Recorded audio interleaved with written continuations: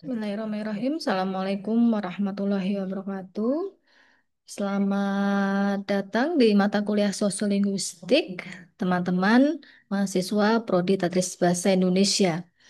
Hari ini kita akan membahas mengenai variasi bahasa yang ada di Indonesia. Untuk mengingat materi minggu lalu ya terkait dengan definisi atau konsep dari kajian sosiolinguistik, ini akan saya sampaikan kembali bahwa sosiolinguistik merupakan cabang ilmu linguistik yang mempelajari hubungan antara bahasa dengan masyarakat.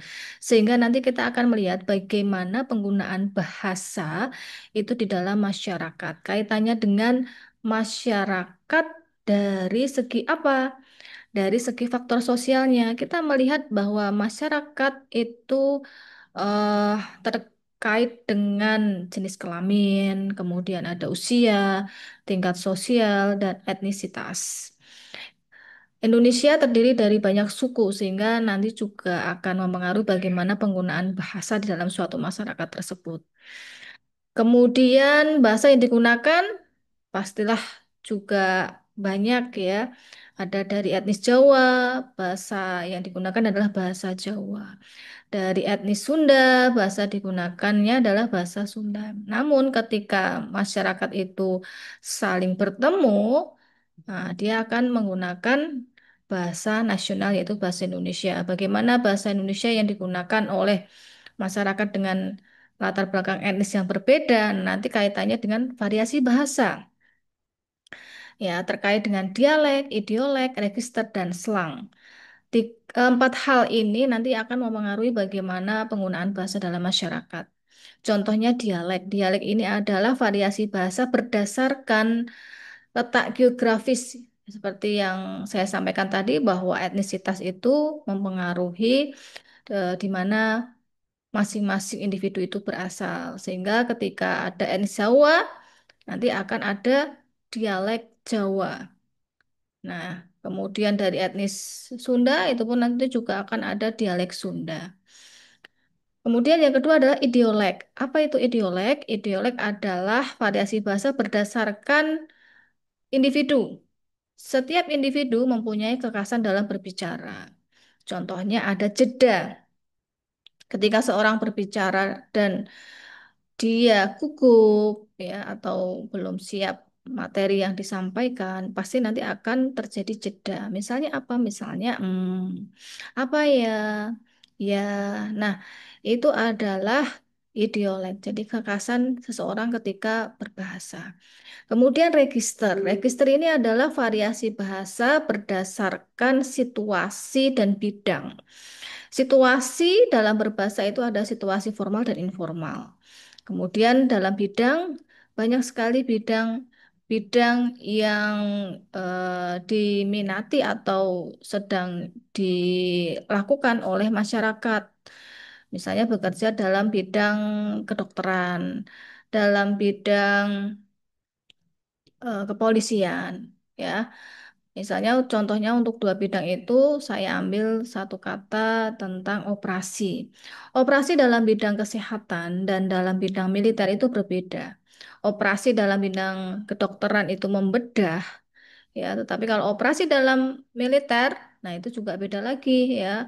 Adanya apa eh, tindak lanjut atau turun tangan di lapangan.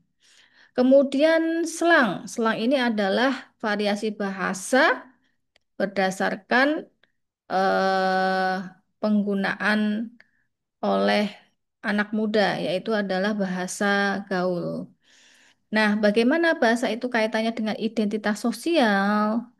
Bahasa kaitannya dengan identitas sosial tadi ya, adanya etnisitas, kemudian adanya gender ya, adanya status sosial. Bahasa itu bukan hanya sekadar alat komunikasi, tetapi bahasa itu sebagai alat untuk mengekspresikan identitas individu tersebut. Jadi, misalnya saya anak muda dari Gen Z gitu ya, sehingga nanti saya akan menampilkan identitas saya sebagai Gen Z dengan menggunakan percampuran bahasa Inggris, menggunakan istilah-istilah tertentu bahasa gaul Gen Z ya seperti BDW, anyway dan sebagainya. Nah, kaitannya dengan ini ya, perbedaan cara berbicara. Tadi ada dua etnis yang kita bahas di sini ada etnis Sunda dan etnis Jawa. Cara berbicara mereka itu berbeda. Nah, kalau dilihat secara fonologisnya, bahasa Sunda itu dari segi vokal itu cenderung lebih pendek. Ya, tense-nya tegang. Misalnya untuk mata makan, kanya itu lebih terdengar tegas. Nah, ini nanti akan membedakan dengan fonologis yang dari bahasa Jawa, yang memang vokalnya itu terdengar lebih panjang, tetapi untuk beberapa konsonan itu lembut makan gitu. Kemudian ada konsonan T, D, P, dan K itu cenderung lebih kuat dan eksplosif. Tapi kalau yang Jawa dia lebih lembut tanpa ada letupan. Ada lagi terkait dengan konsonan F dan P itu etnis Sunda itu sering menggantinya ya. Jadi untuk kata film itu diucapkan film.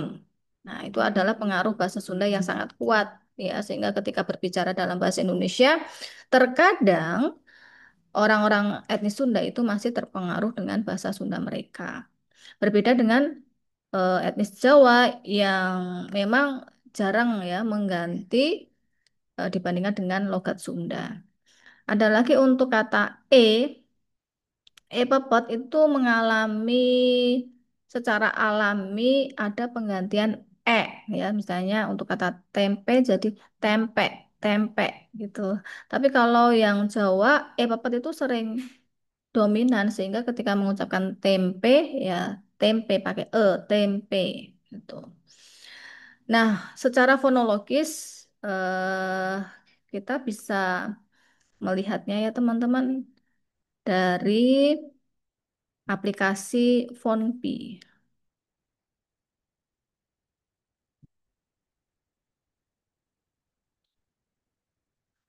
Ini.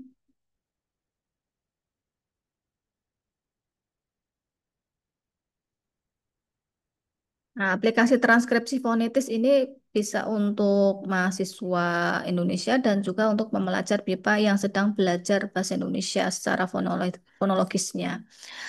Misalnya kata makan tadi ya, kemudian kita transkripsikan, sudah masuk di sini. Nah, di sini kita akan lihat pembicaranya dari mana, misalnya dari Jawa. Nanti kita cek bagaimana Mas Dimas ini mengatakan makan. Makan,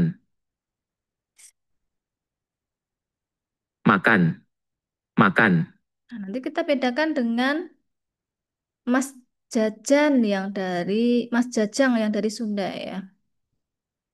makan, makan, Nah, terdengar kan glotal K atau konsonan K itu dari logat Sunda itu lebih eh, tegas ya. Nah, kita lihat juga ini adalah salah satu food vlogger Indonesia yaitu Ria SW, latar belakang dia dari Jakarta ya. Nah, kita lihat dengarkan logat dari food vlogger Ria SW. Hari ini kita bakal makan banyak banget. Jadi ini ada top 6 makanan Medan yang wajib kalian cobain. Mari kita ke kedai kopi dulu yang kemarin sempat tutup itu loh. Semoga hari ini nggak tutup ya. Hari ini pasca sih. Kita sampai. Kita Nah, nanti kita langsung akan membedakan dengan food vlogger yang lain. Ada Farida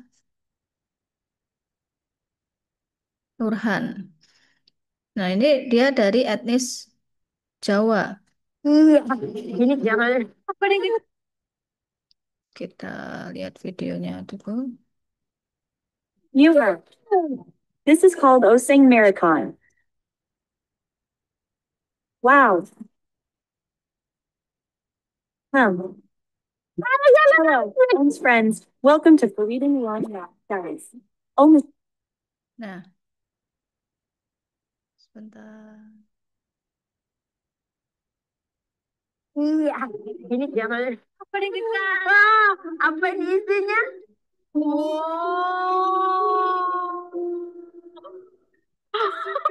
Ini yang fenomenal lagi, iki. Apa itu? Kepala buaya, bakso buaya ini. Buaya yang apa? Nah, ini adalah bakso yang pernah Farida Nuharas apa? Apa namanya? Oke, dari dua video tadi kita bisa lihat ya, ada campuran bahasa Inggris dan bahasa Jawa di dua video yang berbeda.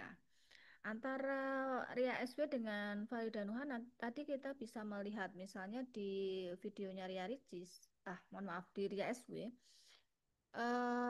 ada beberapa bahasa Inggris ya yang dicampur di dalam bahasa Indonesia.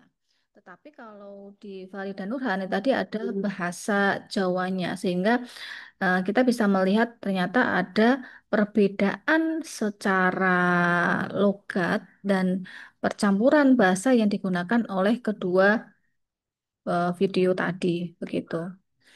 Nah, teman-teman bisa mengelaborasi lebih jauh lagi terkait dengan penelitian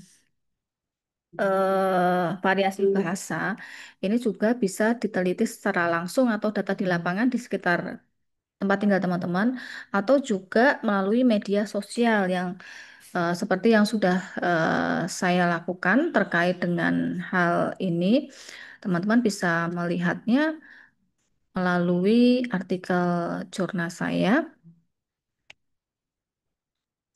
Nanti teman-teman bisa melihatnya di Google Scholar saya atau di jurnal Lexema. Jadi bisa buka, ketik nama saya. Nah, nanti akan muncul beberapa daftar penelitian yang sudah saya lakukan. Misalnya, nah ini